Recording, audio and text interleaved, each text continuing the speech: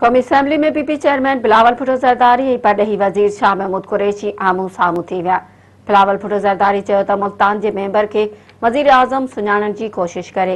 कुरैशी पंहिंजी पार्टी ऐं वज़ीर आज़म लाइ ख़तरो बणिजण वारो आहे। वज़ीर आज़म ISI खां शाह महमूद कुरैशी जो नंबर ट्रेस कराए। क़ौमी असेंबली जे बजट इजलास दौरान बिलावल भुट्टो ज़रदारी जी तकरीर खां पोइ शाह महमूद कुरैशी बिलावल खे तनक़ीद जो निशानो बणायो। बिलावल भुट्टो ज़रदारी ख़िताब कंदे चयो त मुल्तान जे मेंबर खे वज़ीर आज़म सुञाणण जी कोशिश करे। कुरैशी पंहिंजी पार्टी ऐं वज़ीर आज़म लाइ ख़तरो बणिजण वारो आहे।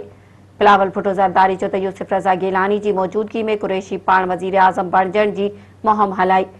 उन सबब जे करे कुरैशी खे वज़ारत तां फ़ारिग़ कयो वियो हो।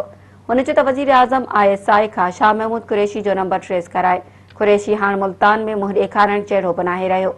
पीपी चेयरमैन चयो त बिलावल भुट्टो वफ़ाक़ी बजट के गैर कानूनी करार ॾींदे चयो त स्पीकर अक्सरियत ॾेखारण लाइ हुकूमती मेंबरनि खे मौक़ो ॾिनो।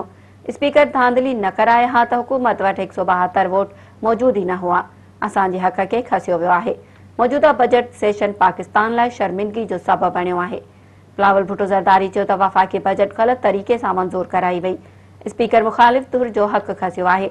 बजट हर पाकिस्तान लाइ तमामु घणी अहम आहे। ही बजट हर पाकिस्तानी लाइ शर्मिंदगी जो सबबु बणिजी चुको आहे। बजट सेशन में अपोज़िशन लीडर ते हमलो कयो वियो जेको सॼे पाकिस्तान ॾिठो। बिलावल भुट्टो ज़रदारी चयो त जेकॾहिं असांजे वोट जो तहफ़ुज़ न थींदो त आम पाकिस्तान जे हक़ जो तहफ़ुज़ कीअं थींदो। असां ईवान में ॻणप जो मुतालबो कयो पर असांजी ॻाल्हि न मञी वई। पीपी चेयरमैन चयो त जेकॾहिं वोटिंग खे चैलेंज कयो वञे थो त स्पीकर जो फ़र्ज़ु आहे त ॿीहर ॻणप कराए। अवाम जे नुमाइंदनि मुआशी तबाही वारी बजट खे रद्द करे छॾियो आहे।